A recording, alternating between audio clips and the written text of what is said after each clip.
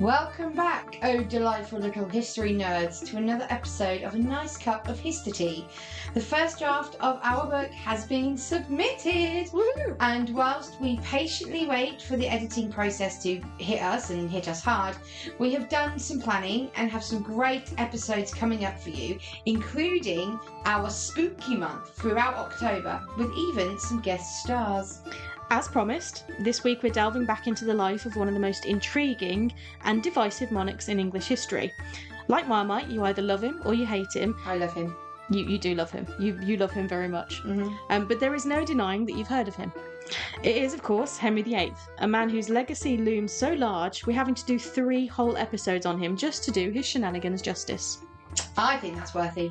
I concur. To be fair, there is a lot to go on, and a lot of people that were just kind of milling around him that either were affected or affected him. Mm-hmm. So it's worth doing He's 3. more than just the wives. Yep. And in this week's Ridiculous Death, we look at why escaping a prison, you should probably look at the surroundings first. So, grab your feathered hat, pose for your Holbein portrait, sharpen your axe, and let's get historical.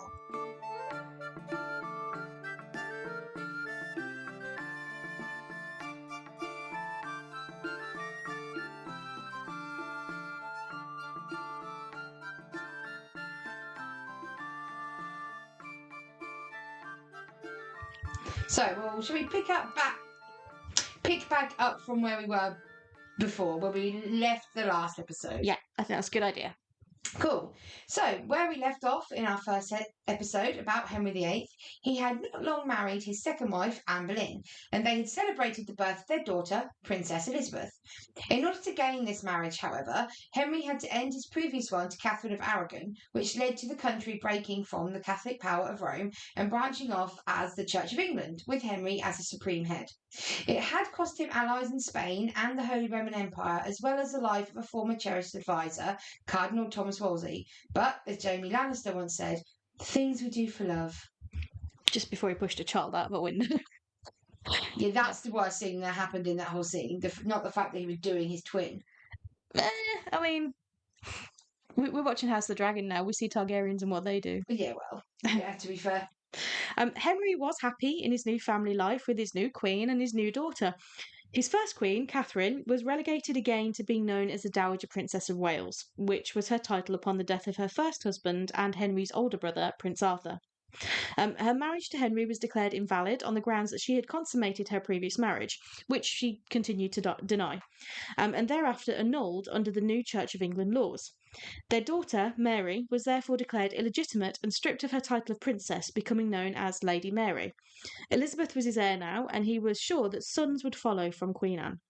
Well, obviously, otherwise everything would have been for nothing, right? Absolutely. It was not enough, however, that Henry was now named supreme head of the church in England. He had to have the public support of his people, especially some of the main advisors and courtiers, and he had to address the allegations that had risen as part of the case of the break from Rome around the corruption rampant in the monasteries. The ministries of the monasteries. The ministries of the monasteries. Yep. I managed to do all that, and I've only had half a can of cider. Their idol worship was now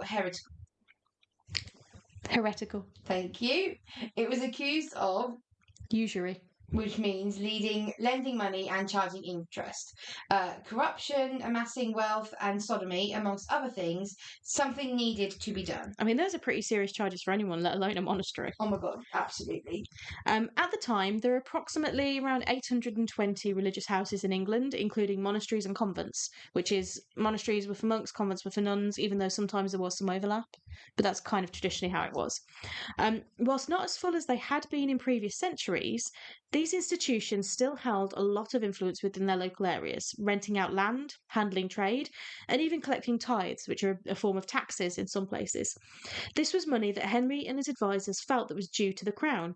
Not to mention the fact that with all of his foreign campaigns and his extravagant parties, it was money that the crown was starting to badly need. There was also loud voices of the reformers, such as Cromwell and Cranmer, who felt that religious institutions should be brought to heel or brought down so that they were not loud voices of dissent against Henry VIII and the religious and political reforms coming in. In 1534, a document was created called the Act of Supremacy, which gave Henry the legal authority to begin a widespread reform of the religious houses in England. Commissioners were employed by Thomas Cromwell to go out to various religious houses and investigate the standards there. The commissioners were also to survey the goods and holdings of the monasteries and to assess their values, which, if we're being honest, was the real reason this was happening. A report was compiled, and as a result, in 1536, the dissolution of the monasteries was approved by Parliament, where all monasteries with a land value of £200 or more, which is approximately £138,341 in today's money, so a fair whack, would be closed down and dissolved. Closures continued throughout the next few years, with exceptions being made for monasteries that bribed officials to look the other way, which is a bit suspicious considering they were meant to be maintaining that they weren't actually corrupt. That was the year that King's Lynn's name was changed as well. 1536. Because we were called Bishop's Lynn. Yep. And then it was 1536, he changed Bishop's Lynn to King's Lynn. He just went around like, change this, change that, don't like this, don't like that. He basically redecorated. He did, didn't he? Yep. Absolutely. So in 1539, the Dissolution of Larger Monasteries Act was passed, which authorised the closing down of all religious houses except private chapels called chantries. The property and income from the dissolved monasteries had to be dealt with somehow, and the Court of Augmentations. Oh, that's like augmented reality. Yeah. I cannot say that word. It's so difficult. I know I just said it, but I normally cannot say it. It confuses my brain. It's a weird kind of sound to get your mouth around. It's like sound. August. Yeah. Augmented. It's because you open your mouth and you've got to close it again for the ment, so augment straight away. Yeah. Your brain's just like, what? So, the Court of Augmentations was set up, held by Sir Richard Rich, a fitting name really. The king and his court were the main beneficiaries of the wealth of the monasteries, and a number of buildings were either taken down and the stones used in local construction, or they were adapted and turned into grand houses. A good example of this is the now hotel and restaurants on the outside of Coventry called Combe Abbey.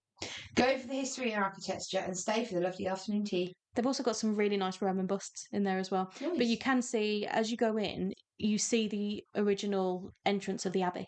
So it's really, really cool there. And it's got some ties to the Stuart era as well, because the Princess Elizabeth, the daughter of Charles I, stayed there, and there was a plot to kidnap her. No, James I, sorry, the daughter of James I stayed there, and there was a plot to kidnap her around about the same time as the gunpowder plot. Oh, cool. Yeah. The former inhabitants of the monasteries in some cases received compensation for having to leave their homes and workplaces, which was nice, but many were cast out as beggars. Those who openly rebelled or kicked up a fuss were imprisoned, and in extreme cases they were executed by hanging. A number would flee to the continent in hopes of joining religious orders over there, though with the Reformation sweeping northern Europe and meeting a decidedly bloody climax in France, Spain and the Netherlands, it might not have been a better option for them after all. Absolutely not. Kind of out of the frying pan into the fire sort of thing. Isn't it though? Those who stayed behind, as well as members of the court, and basically anybody who was in a public or religious position in the United Kingdom, had to sign and swear the oath of supremacy, which confirmed that they recognised and swore allegiance to the reigning monarch as a supreme head of the church, and that any failure to sign or adhere to that oath would be considered treason. And you know what happens with treason in the Tudor times? Heads will roll. Heads will roll. They got a bit lop-happy. Beautiful. Thanks. It was a facial expression as well. I thought you'd appreciate it. I'm really glad there's a podcast and it's a video. And the little imaginary mic. I'm just painting a picture for the audience. It was, oddly enough, the failure to sign this oath that saw the end of one of Henry's oldest friends and advisors, Sir Thomas More, who was outspoken against the Reformation from the start. He repeatedly refused to sign the oath, though he did show Henry great respect until the very end. The respect would not be enough, as on the 6th of July 1535 he was executed for treason at the Tower of London. Well, to be fair, he couldn't be seen to have favourites. So I bet he didn't like doing it, but Thomas More left Henry no choice in that. Apparently he was very, very upset on the day it happened, and he actually sobbed. Bless him. See? He was a babe. He had compassion, sort of. He did. I say sort of, because of the story that happened when he executed somebody else of what he was doing. Okay. We'll get to that soon, though. We'll get to that. The Act of Supremacy not only set Henry firmly in place as the head of the church, but also secured his marriage to Anne Boleyn as legitimate and Elizabeth as their heir. This did not do to the new queen. This did not do the new queen any favours, as many were still very loyal to Catherine and her daughter Mary. It didn't help matters that, despite any promises made to Henry early on, Anne had not yet succeeded in giving him a son. The main reason? He ditched on Catherine. Anne sadly went through a miscarriage in 1534, and, along with her stubbornness, violent temper, and jealous personality, Henry was beginning to be uneasy in his previously happy marriage.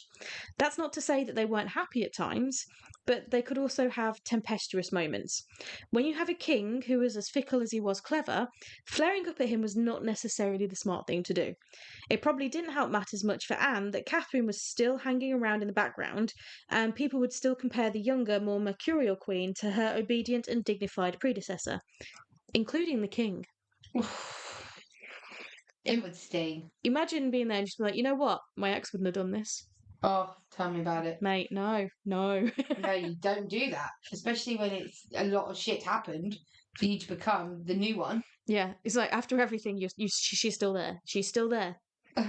But it would not be long that she would have to wait, though, because on the 7th of January 1536, Catherine of Aragon passed away in her then home of Kimbolton Castle. She had been separated from her daughter Mary for a few years by this point, and they would never get to say goodbye, which is really sad. It really is. Poor Mary. As was the custom in Spain, the king wore yellow following the news breaking of Catherine's death, as did Anne, though it has been suggested since that hers was more of a celebration colour than to honour the queen's former heritage. Which she still wore yellow. Yeah, I mean, the thought was there. Even if it technically wasn't the right thought, there was a thought. Whatever the motive, it was now clear that Anne could be considered the legitimate Queen of England, which was now a good thing as she was once again pregnant. Later that month, however, disaster struck in a way that literally could have changed everything. During a jousting tournament, Henry was thrown from his horse and badly injured, sustaining a leg wound and a head injury. It was seriously touch and go for a while, and there were those who thought that Henry would not survive. The news reached the Queen, and she went into shock, causing her to miscarry her child, a son. This is where it started to fall apart for Anne, not least of all because another player had stepped forward in the courtly game, Jane Seymour. Jane was a member of the noble Seymour family, and due to descent from King Edward III through his son, Lionel of Antwerp, she was Henry's fifth cousin. She was also related through her grandmother, Elizabeth Cheney, to Anne Boleyn. Court really was a family affair. Yeah, there's genuinely times where the family tree is less of a tree, more of a circle. Yeah. Jane and her sister Elizabeth were both maids of honour, which is like the lady's maids kind, not the wedding kind, to Queen Anne, and she was known for her gentle and peaceful nature. She was one of 10 children and was not technically a noble, more of a gentlewoman, and as such her education was limited in comparison to others, though she would have had some training in dancing and social etiquette, as well as pursuits such as housekeeping and riding. Whilst not as well read as Catherine or as quick-witted as Anne, she was kind and she focused on her embroidery. You could say that she was very mindful, very demure. Yeah, we went there. Yeah, we did. It was this kind of nature that may have drawn Henry to her, as portrait.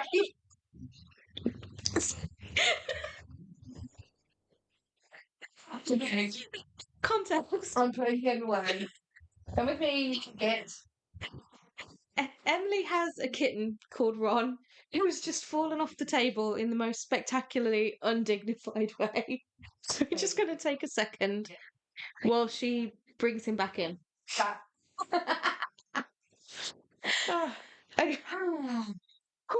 And breathe. Anyway, so where were we? Oh yes, Jane.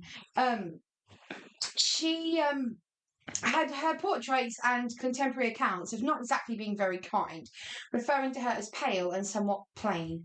This, along with her minimal dowry, led to her remaining unmarried for longer than may have been expected of her upon her arrival at court in 1527. She started her time at court as a lady-in-waiting to Catherine of Aragon and held her and Princess Mary in high regard throughout her life. She would have had a front-row seat to everything that was going on with Henry and Anne, but was sensible enough to, apparently, to keep her own counsel. You don't have to be smart to be wise. Nobody's entirely sure how things kindled between Henry and Jane.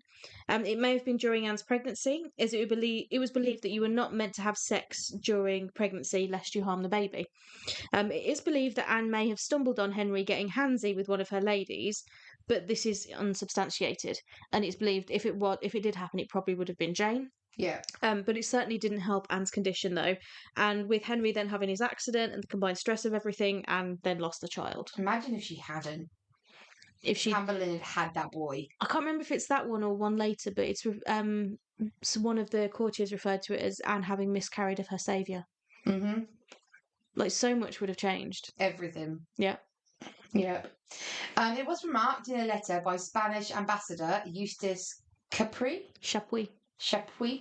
that he had met in secret with Thomas Cromwell, who confided in him King Henry's wish to reforge an alliance with Spain and move away from France.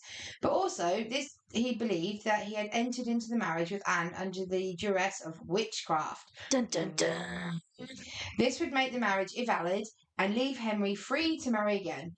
This was a private discussion, and we cannot be sure that Henry ever actually said this, but it would go on to form a crucial part of the narrative in Anne's downfall.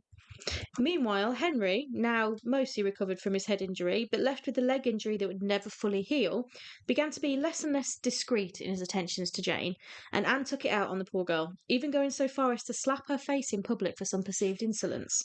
But she was unable to dismiss Jane in case she upset Henry. There are some stories that suggest Jane might not have been as meek and mild as she seemed, though. For instance, Henry is said to have given Jane a locket with a miniature portrait of him inside, and Jane took great pains to open and close this locket a lot around Anne, until the Queen finally snapped and tore the locket from around Jane's neck, cutting her own finger in the process. Maybe she was a bit more artful than the majority of history has given her credit for. Yeah, she's only ever really known for dying. Yeah. Being sweet and being gentle and being dead. Yeah. But maybe she was more of a game player than she let on. Yeah, might have been maybe not smart, but savvy. Yes, savvy's a good word. As Anne slowly became more and more paranoid and anxious, her enemies moved in and started to whisper in the king's ears. Henry was intelligent and more than able to make up his own mind. However, evidence was allegedly brought to him, and their tumultuous relationship would have added fuel to the growing fire. Accusations were levelled at Queen Anne to a point where Henry could no longer hesitate to act.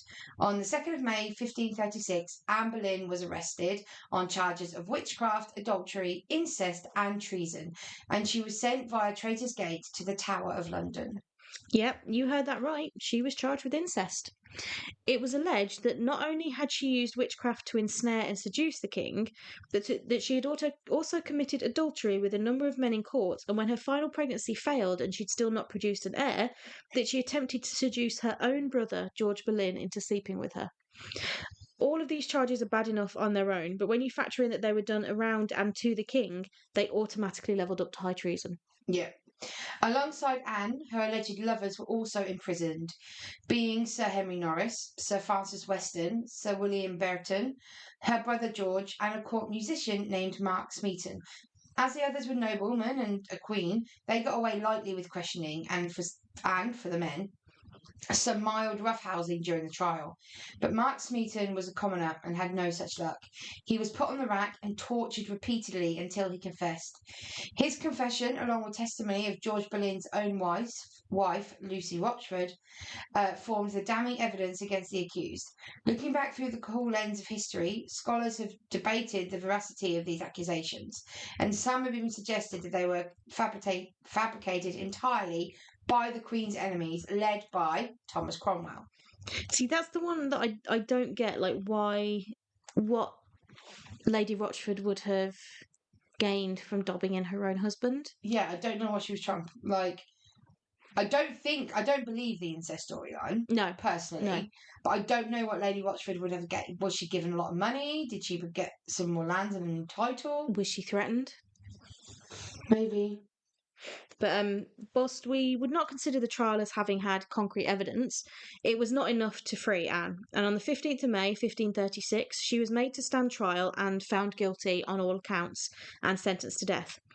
As a queen, she was to be beheaded, and as a final act of mercy, Henry sent for a swordsman from France to make it dignified and quick. She did live long enough, however, to be able to see or hear through her prison window the death of the men charged alongside her, including her younger brother George. Horrendous. There were some delays in bringing the headsman over from France, mainly because of the weather, and Anne, who had resigned herself with an incredible amount of dignity to her fate, was made to wait. Finally, though, on the morning of the 19th of May, 1536, Anne was led to the scaffold in the Tower grounds. Her final words were reported to have been dignified and of King Henry, the man whom she had loved in her own way, but who was the instrument of her downfall. She is claimed to have said, "I pray God save the king and send him long to reign over you, for a gentler nor a more merciful prince was there never." As she knelt, the executioner stood behind her. She did not see the sword in his hand. He called out, asking one of the attendants to pass him his sword, making Anne turn her head to look, giving him a clean shot at her neck, and he swung, taking her head off in a single strike. Oh, that was a sharp sword. It would have been honed to a fine point, Yeah. and it would have been a two-hander, so he would have put all of his body weight behind it. As she breathed her last, how was Henry VIII dealing with the grief and shock of this loss? Well, allegedly, he was playing an early form of tennis. Nice. As callous as this would have been, it's believed this was later made up to make the king seem more heartless, and is a confusion of the story that Anne was arrested while she was betting on a tennis match and complained on her way to the Tower that she'd not been able to collect her winnings. Somehow, we don't think that should have been her priority in that moment. No, but whatever happened, playing tennis or facing the inner turmoil caused by his own actions, Henry was now a widower king with 2 daughters, no sons, and a recent nearly fatal injury and a health concern that caused him and his physician a lot of concern. To paraphrase Jane Austen, a single king without possession of an heir must be in want of a wife. And there was Demore Jane Seymour, currently without a queen to serve. On the 20th of May, yep, the day after his last wife was decapitated, Henry and Jane were betrothed, and they married at the Palace of Whitehall on the 30th of May, 1536. They weren't hanging around. Jane was officially proclaimed as Queen on the 4th of June 1536, though thanks to an outbreak of plague in London, she never had a coronation, so was never officially crowned and anointed. She quickly instituted changes in court, taking away a lot of the lavish extravagance of Anne's reign and banning the French fashions, returning the court to a more conservative time. Which would have actually done her a lot of favours. Probably, yeah, because a lot of what Anne instituted people disliked. Yeah. Not least of all because it was mostly French. Fact.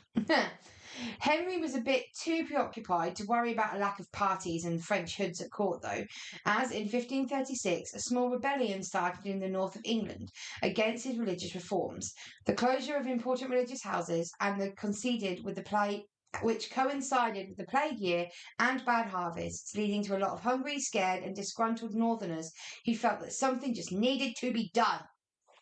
The first main bit of trouble came from Lincolnshire on the 1st of October 1536, led by Nicholas Melton, a monk and shoemaker, because why not be both? Some 22,000 people joined a protest, though they were careful to make it known that the uprising was against religious reform and not Henry himself. Trust us, that was a very important distinction. Yeah, very clever distinction. Yeah. Henry was not pleased, however, and his displeasure grew as things turned violent, with the mob dragging John Rains, the Chancellor of the Diocese of Lincoln, from his sickbed and beating him to death, with his registers being burned. Eventually, numbering over 40,000, the protesters marched on Lincoln and took Lincoln Cathedral, making demands that included permitting them to be able to follow the old Catholic forms of worship. On the 4th of October, 1536, Henry sent a message to the rebels that they should disperse, or he would set his men on them under the leadership of Charles Brandon, Duke of Suffolk, and now brother-in-law to the king through his younger sister Mary. Most saw sense and dispersed, with only a few remaining by the 14th of October. The leaders were then rounded up and hanged at Tyburn for treason. Henry could breathe, but not for long. Hot on the heels of this disturbance, a second uprising began on the 13th of October 1536, headed by barrister Robert Aske, and referring to itself as the Pilgrimage of Grace. Aske, as the head of the group, around 9,000 men, entered and occupied the city of York, ordering that monks and nuns be returned to their religious houses and the private tenants that had recently been given the land by the king and his council to be turfed out. The monastery at Sawley Abbey was restored and Catholic masses returned to York. Henry was incensed, and he ordered Edward Stanley, the third Earl of Derby, to take a force north and, in the king's own words, take the said abbot and monks forth with violence and have them hanged without delay in their monks' apparel. He weren't messing around. He was not. Henners was not a happy chappy. He wasn't going to get any happier in a hurry, though. Before Stanley could amass his men, it turns out that Thomas Howard, Duke of Norfolk, and George Talbot, Earl of Shrewsbury, had open talks with the rebels just outside Doncaster, noting that their forces by this point were upwards of 30,000 strong. In December of 1536, the Pilgrims gathered at Pontefract Castle and worked together to draft a petition to the king with a list of their demands, known as the Commons' Petition, containing 24 articles. This was given to the Duke of Norfolk to be put before the king, which he promised to do so, as well as promising that a general pardon would be given to the rebels and that there would be a parliament in York within 12 months of that day. This was enough to placate the rebels and they disbanded, waiting on word from the king of his agreement to their requests. Whilst it is likely that Norfolk simply treated with the rebels because of the size of their army compared to his forces, his enemies were quick enough to suggest to the king that he may have been a little more sympathetic to their cause to begin with. True to his word, though, Norfolk did present the petition to the king, and this is where Henry was politically very clever. Oh, so good. The Pilgrimage of Grace is so good. You love the way he dealt with this. I do. I think it was really clever. Obviously, killing people, because, it's Henry VIII, that happened.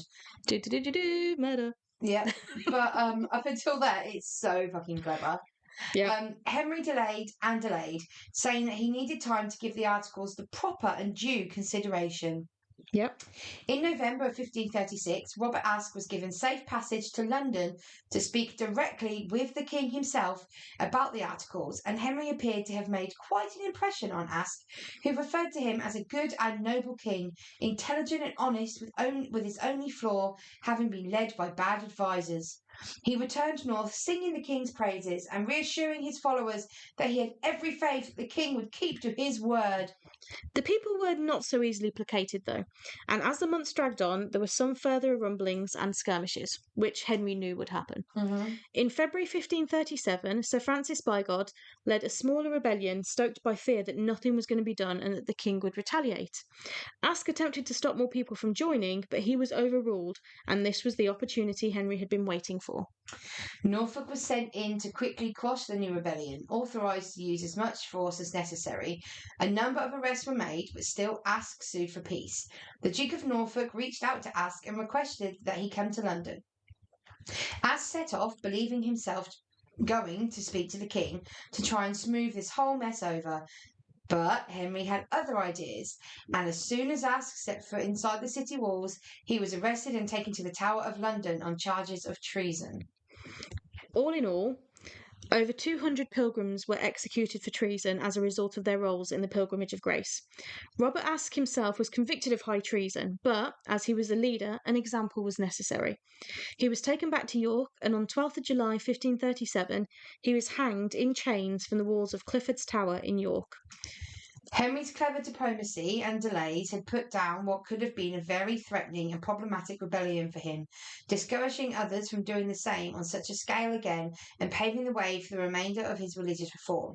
This was not the only reason to celebrate, however, as following a miscarriage over Christmas in 1536, his new wife and queen, Jane Seymour, was pregnant. In September 1537, Queen Jane entered her confinement, and at around 2 a.m. on the 12th of October 1537, she gave birth to a healthy baby boy at Hampton Court Palace. 3 days later, the baby boy was christened Edward, and on his christening day he was followed by his two sisters, Elizabeth and Mary, whom Jane had worked hard to bring back into favour with their father. The only one not present was Jane herself. It is possible that Edward was a breech baby, meaning that he was turned the wrong way in the womb, making the birth extremely difficult.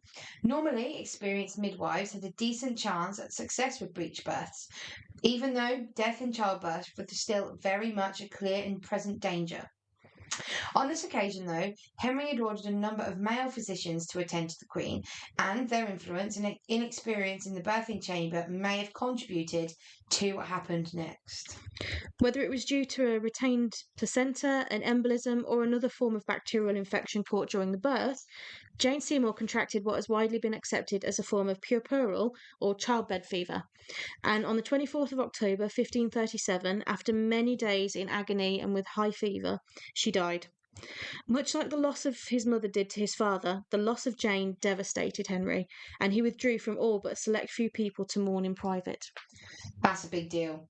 It is. Because he was such a showy king. It really is.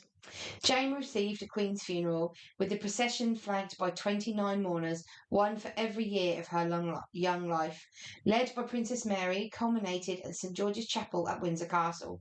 For the next 3 months, Henry remained in deep mourning, during which time he sank into a depression and started to neglect his kingdom and also himself. His injured leg was beginning to develop into a sore, and the king became limited in his once vigorous lifestyle.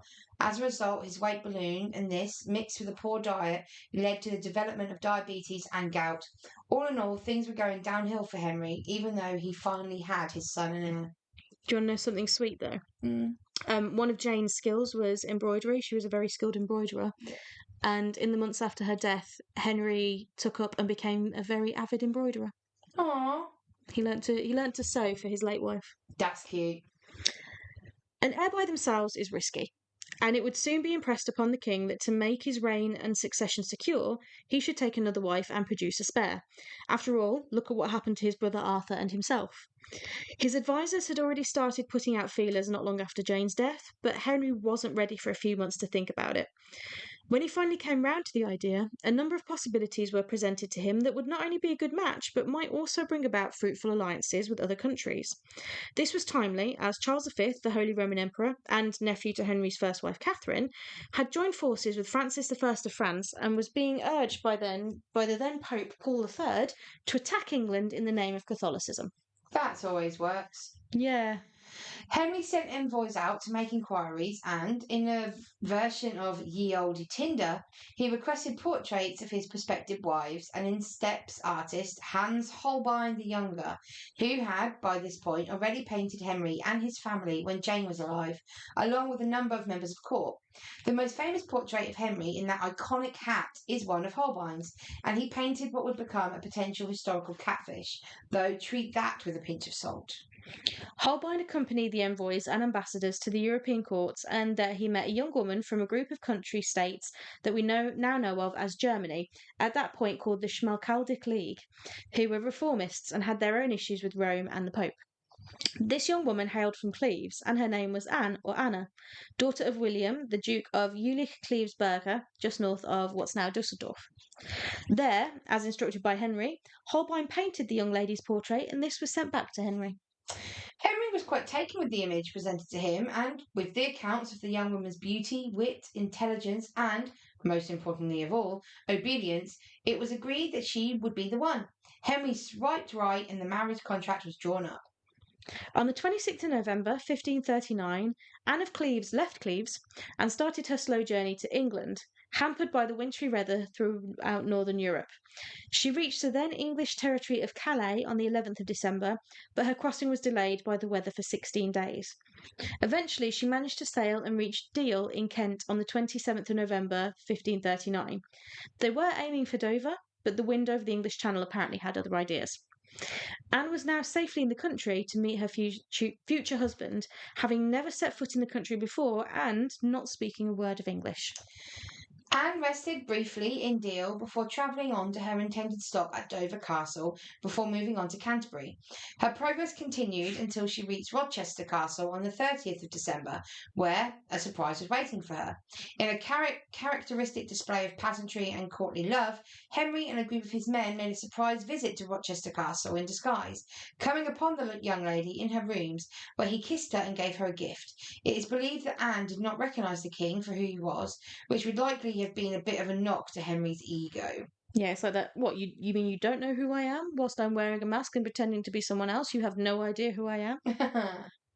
He returned to her later that evening without the disguise, and they had dinner together and then breakfast together the next morning, after sleeping in separate chambers, of course. Of course.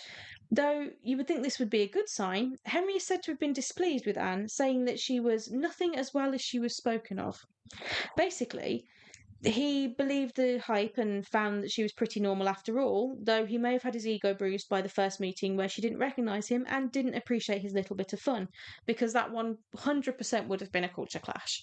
Absolutely. You know, you're in a strange kingdom, you've never been to this place before, you don't speak a word of the language, you're sitting alone in your rooms contemplating what's going to happen next, and all of a sudden a bunch of rowdy men burst in, one of them kisses you, hands you something, and then it's like, do you know who I am? And you're like, Entschuldigung? But despite all of this, Henry and Anne were married on the 6th of January 1540, though Anne was never crowned as queen. When it came time to consummate their marriage, Henry had just found that he couldn't do it. He claimed that she smelt of onions and body odour and famously called her the Flanders mare, meaning that Holbein may have done the Tudor equivalent of airbrushing. Henry was dissatisfied with the inactive marriage, and his eyes started, yet again, to wander, landing on one of the youngest ladies in court, the niece to the Duke of Norfolk, and incidentally, cousin to his now late wives Anne Boleyn and Jane Seymour, one Catherine Howard. His adviser started digging, and soon it was found that there may be cause for an annulment. Anne had been engaged previously, you see, to Duke Francis of Lorraine. Whilst not an actual marriage, a betrothal was seen at the time as being as sacred as one. It was a vow and an agreed contract, and you didn't step away from that kind of thing lightly. It was known and accepted that the agreement between Anne and Francis had been broken off. However, confirmation of this in writing had not been presented at the time of Henry's marriage to her, which meant technically she was pre-contracted at the time. That was grounds for annulment as well as a lack of consummation. For his part in the disastrous marriage, Thomas Cromwell quickly fell out of favour with the king, a favour that had slowly been waning already. Henry had confided in Cromwell about his inability to consummate the marriage with Anne. Cromwell had told his principal secretary, Thomas Wriothesley, and sadly the news leaked out from there, with the finger being firmly pointed at Cromwell as the source of the rumours. Embarrassed now both politically and personally, Henry had had enough, and on 10th of June 1540 Cromwell was arrested. He was convicted and sentenced to death, though his execution was delayed until after the king's marriage was annulled, just in case he needed to give evidence in the king's favour. That's a bit of a dick move. So you're going to die, but you'll die when I say you'll die. Because I might need you before then. Yeah. On the 24th of June 1540, Anne removed herself from court and then an official inquiry began. Using the contract as evidence, it was ruled that the marriage could be annulled. Anne gave her consent to this, and it was legalised on the 11th of July. It wasn't all bad for Anne, though. She never returned to her homeland of Cleves, and the ending of her marriage was a public and personal embarrassment to her, not to mention having gone down in history as being rejected for her looks. But it seems that Henry was actually quite fond of her, and she was granted wealth and the Palace of Richmond, as well as properties in Kent, Sussex, Essex, and Suffolk, including the childhood home of Anne Boleyn, Hever Castle. She was also given the title of Lady Anne, the King's sister. Henry would regularly go and visit Anne in one of her many houses, and they would play cards and talk together. Whilst not mentioned in the rhyme, just so that she could be, the second divorced, Anne actually outlived Henry, dying on the 15th of July 1557 at Chelsea Manor at the age of 41, potentially of stomach cancer. Henry, mind you, did not sit idle once his marriage to Anne of Cleves has been annulled. There was still the matter of the succession, and with the death of his beloved Jane now moving into a distant memory, he felt ready to move on again. Henry by this point had grown to be quite obese, the wound on his leg beginning to fester and sore, creating a great deal of pain for him, but also a lingering odour of pus and necrotic tissue. He was such a catch. Wasn't he? He was a very far cry from the handsome, athletic and active man of his youth. His passions, however, were still very much intact, and so when the young Catherine Howard seemed to return his attentions, the king was flattered. And so, on 28th of July 1540, two events occurred at once. At Tower Hill, at the Tower of London, Thomas Cromwell was led to the scaffold and beheaded, publicly recanting his Protestantism, and that's Protestantism. I have malfunctioned. It's not usually you that does that. Wait, Protestant. Oh, I was trying to do you and be better. His Protestant ways. And reverting back to his Catholic faith at the last moment, accounts suggest that his execution was nowhere near as clean as Anne Boleyn's, the Queen whose downfall he had helped along, and was in fact a bit of a botched job, which we would not wish on anybody. No. Meanwhile, at Outlands Palace, the then 50-year-old Henry VIII married his fifth wife, the then approximately 17 or 18-year-old Catherine Howard, and they lived happily ever after. But if they did that, then we wouldn't have a third episode now, would we? No, we wouldn't. But that is a nice little place to round this one out. It's almost as if it was conceived that way. Almost. Unlike Henry's children. Hey! I feel bad for that one now. Do you? A little bit. I mean, he didn't seem very good in those middle years of his life. It was a lot. It was a lot. He went through a lot. I think the head injury gave him personality issues. Oh, absolutely. It was speculated at one point that he may have had syphilis, but that has been disputed. But a head injury. No and syphilis for him? No. And the fact that he basically nearly died, so we don't know if he was actually brain dead at any point. Maybe. And we know that head injuries cause personality changes. And he was a little bit mercurial. He had a temper beforehand. He could be a bit dickish. But it all seems to have really gotten worse after that point. Yeah. Yeah. Definitely. Well, that's Henry VIII Part 2. We will be back with Henry VIII Part 3 very, very soon to this one being over. Very soon. Very, very soon. But first... Ridiculous. The death of which is ridiculous. Carrie, how did people die stupidly in the Tudor times? Well, this is a lot of stupid people. A lot of stupid people. This is 28 people. That is a lot of stupid. In one go. Okay. Okay, right. So, have you ever been to Colchester Castle? No, I might do. I'm doing a show in Colchester in a couple of weeks. I'm planning to visit on my way down to see you, and the show is called The Last Crumb. And it's by Purple Dream Productions. And it's at the theatre in Colchester. A theatre in Colchester. Headgate. Headgate Theatre. My brain was like, what? And what dates? The 10th to the 12th of October. So if you want to come along and see our wonderful Emily in a play, then I've been to see it once. I'm going to go see it again. I would recommend it. It's really, really brilliant. And it's written by and directed by and starred in by our friend Tobias, who was one half of Manic Productions, Manic Podcast, who also starred on our vampire episode. Last year, like year before. A couple of years ago, yeah. Wow, so it moves. If you remember our episode on Vlad the Impaler and someone in the background going, Wallachia, that's Tobias. He shall never be known as Wallachia. That was completely unscripted, but I'm so glad he did that. Yeah, me too. But yeah, grab your tickets. They can be found through Ticket Source, is it? Or if you go through the Headgate Theatre website. Yeah, go through the Headgate Theatre website.